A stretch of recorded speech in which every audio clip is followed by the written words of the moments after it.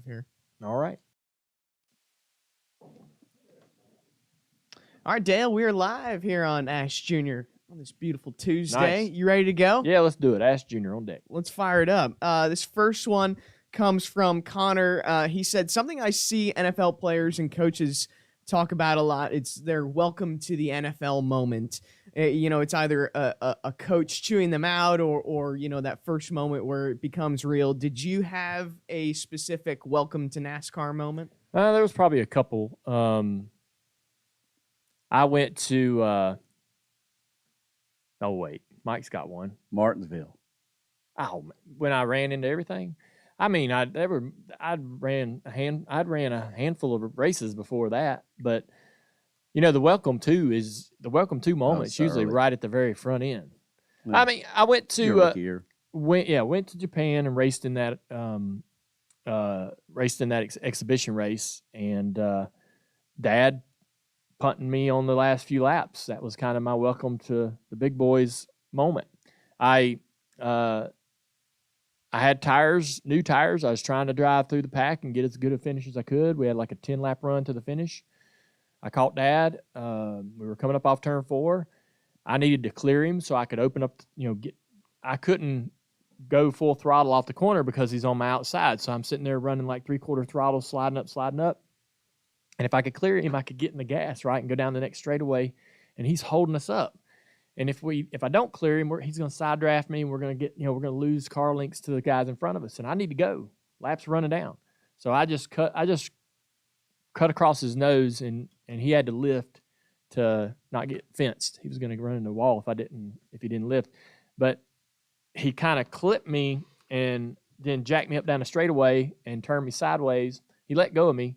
And then I was able to go on and get a couple more spots, but he threw a shoe at me afterwards because he was mad at me. But so that was kind of my welcome to the big leagues moment.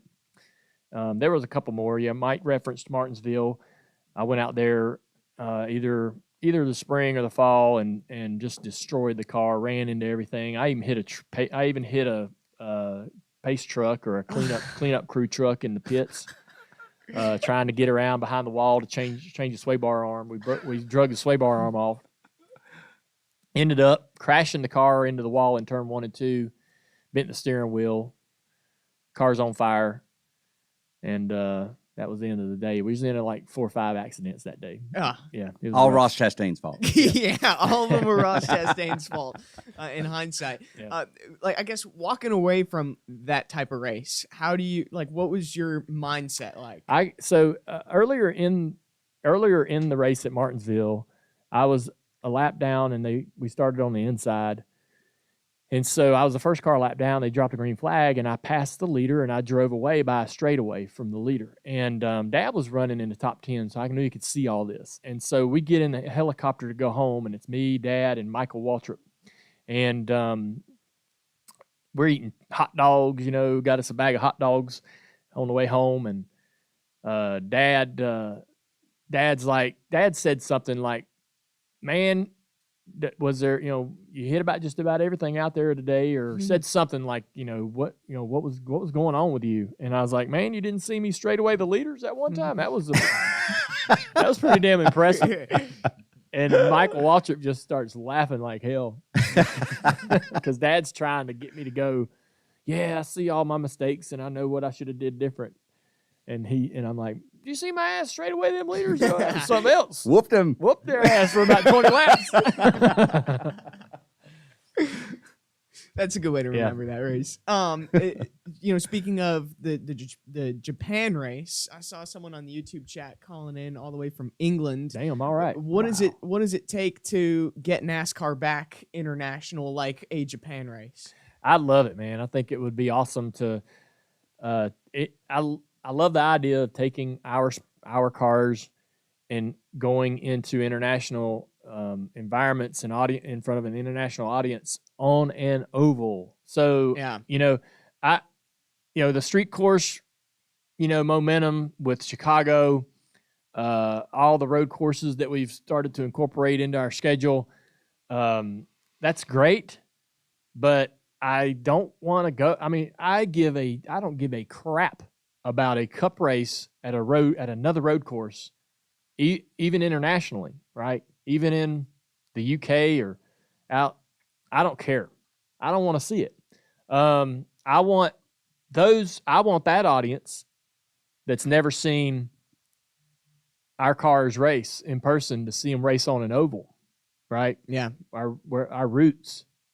And I want them to see that race we saw this weekend at Richmond. I want to take that, overseas. That's what I'd rather happen. So, there's not a lot of ovals out there, right, for Right. NASCAR to go to. And so if we went international, I mean, I'm sure it's just easier to go to a road course and just, that's the easy, low-hanging fruit. But damn, I hope that's not what happens. Do you know of any ovals that exist Rockingham, so far? I think it's in the UK. The track called Rockingham over in Europe. Oh. And it's kind of shaped like a Nazareth or it's just kind of got an odd shape to it. But it's an oval, And I think it might be functioning, but it was closed there for a while. So I don't know what kind of shape it's in. It's probably not the best oval configuration. I don't know that it put on an amazing race. It might, but there's not a lot of ovals. Tell us, like, what ovals do we need to be considering that are international? Canada has several up there. Because of CASCAR and all the years of racing stock cars in that area. But I mean in Europe, right? Mm-hmm. Over in Europe. I think Motegi's still in Japan, still operational. I'd rather see us go to Europe. Yeah. And get in front of the F1 crowd and put on a proper oval event there. Boy, that is, Rockingham is awesome looking configuration. It Oh, closed cool. in 2018, Okay. according to Wikipedia. It's like a square almost. Right. It's almost like a kind square. Of weird. A rounded off Not square. a road course, No, basically. It's not. Yeah. This next question comes from Rick. Without, giving away too many of the embarrassing details, what's the best post-win party that you can remember having in your career? That's a good question. One of the funniest ones, honestly, was we didn't even win the race. We didn't need that to a party. We ran third. We ran third at Sonoma, me and Letarte. That's enough. And we all flew back from the West Coast and met up at my house at 4, 5, 6 in the morning and drank till lunch, partying about our podium finish. Because I believe I had never finished better than 11th at Sonoma. For the longest time, 11th was my best result at that racetrack. And so when we ran in the top 3, it was like a win for us. And we had, Letarte tells this story really good. We used to go test at the road courses. We used to test at Road Atlanta. We test, right? Trying to get better at the road courses. And we'd go run terribly. We wouldn't run, better. And so that year, Letarte said, hey, we're not testing road courses this year. Don't worry about it. We're just going to go race. And I was like, okay. So, I hear you. We're wasting a lot of energy trying to test and wearing our guys out, and we're not getting results. So let's just show up and see what happens. And we ended up running third.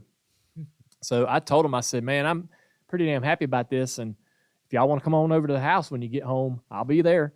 And so, damn, they did. They, about a dozen people or so showed up, and we got after it. How about that? Yeah. Where does that third place rank in terms of all your career wins in NASCAR? Oh, right in front of the Daytona 500. Yeah. That's usually the base. It's basically when we won, man. It was like, hey, when you get home, come on over. I'll have everything ready. I remember when Blaney won Pocono. He was through the woods. He was living real close, and I remember taking all the beer over to his house and having a good time. That was a lot of fun. Celebrating with somebody else, celebrating a win with someone else. But we always just said, hey, because everybody flying back was going to be getting back pretty late, right? Pretty much from all the events, and so. But I would say, hey, man, the door's open when you get home. don't even worry about it. Come on over. We'll be there. I'll be there till the sun comes up. As the winning driver with all the media obligations and everything, were you always kind of like late to the party, like fashionably late to the party? No, because I had my own plane, so I was going to probably get home even, because the teams. Well, I mean, if the winning team's usually the last team out of the right, but all the other teams that are on that plane have to wait for the car for the winning team. And boy, we've been on the other side of that plenty of times, but it wasn't too big of a difference. I'm going to throw an honorable mention. I always liked the story. I wasn't around for it, but it was either for Dale's first win at the in the Busch Series at Texas, or it might have been his first Cup win. But I liked hearing the story. I read it in a book actually about when he got home. Everybody was there at the house waiting on you. Yeah. That's always kind of cool. Yeah. So that's a cool moment. Yeah. We won at Texas in the Xfinity Series, and I am riding with Dad from the airport. We land in Statesville, and we're driving home, and he's going to drop me off at my house. I don't know how this happened. This rarely was a scenario, me riding with Dad, but we're driving up my driveway, and my friends had hung sheets in the trees with stuff written on them, and it was pretty embarrassing, but awesome at the same time. And it's one of those things where your parents know you party, or they know you drink, or they know you cut up a little bit, but you don't do it in front of them, and they don't ever see it. They don't, you always clean up after before they come over or whatever. And we're driving into a rager, right? And I'm like, I wonder how he's going to react to this. And he just let me out and said, "Have fun." And it's his house. It's his house. I'm renting from him and all that. So, but he wasn't too nervous. That had to be the best feeling. Yeah. He's like, "Just go. Yeah, you're good." Yep. I love it. We've got time for one more. This comes from Jake. You talked about it at the front of the show. No April Fool's pranks this year, but what's the best prank that you can remember? The best prank, I've told this one a few times, but a guy, I was in this relationship with this girl, and a friend of mine got a pregnancy test, a positive pregnancy test, and put it up in the bathroom. Oh man, he's got me good. And I mean, that's pretty low. And pretty awesome at the same time. Yeah. Yeah. I don't think there's much topping that type of prank. Yeah. I had dumped a bucket of water and a bag of flour on him the night before at about 2 a.m. when he was in bed asleep, and broke into his house and did that, and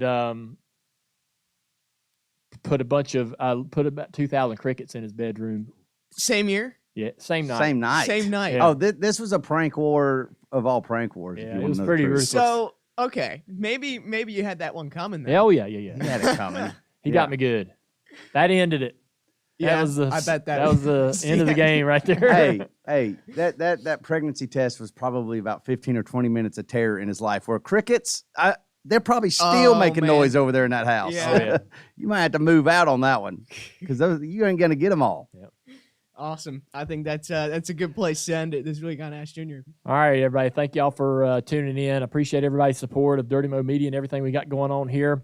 I want to tell you on the table, I don't know if you can see this in the shop, but I went to Gary Hargett's shop and got the trophy from my first late model win in 1994. Gary just passed away recently. And so I was able to go over there and retrieve some photos and stuff of our time together. Gary used to work on the race car that I drove back in 93, 94, but got that trophy on the table. We got a bunch of candied cigarettes sent to us by a bunch of fans out there that follow the show. We really appreciate all of that. I've been sharing them with everybody in the shop, and we got a great guest this week. Tony Furr is coming on the show. He's a crew chief in the Cup Series from in many different forms, from the Cup Series, Xfinity trucks, and all that. But he also owned race cars that my dad drove at Metrolina in the dirt days. His dad was the owner of Metrolina Motor Speedway and Concord Motor Speedway, Henry Furr, and we're related too, a long way down the line. But anyways, we got a lot to talk about. He's really, really connected to Dad, has a lot of stories that I want to hear that I've never heard. Also connected to the G family, my mother's side of the family. So Tony Furr is going to be a lot of fun to talk to, and also cheated a lot. He got busted a few times pretty bad by NASCAR on some things that he did to his cars. I can't wait to hear some of the creative things that he had. So Tony Furr tomorrow on the Dale Jr. Download. Thanks, Xfinity. Try Xfinity 10G network. There's nothing better. I'm a customer. I've enjoyed it. No problems. Best internet service that I've ever paid for myself. And hope you guys will give it a shot. Thank you, Xfinity, for everything you do. Thank y'all for tuning in another week on the Dale Jr. Download. We'll see you.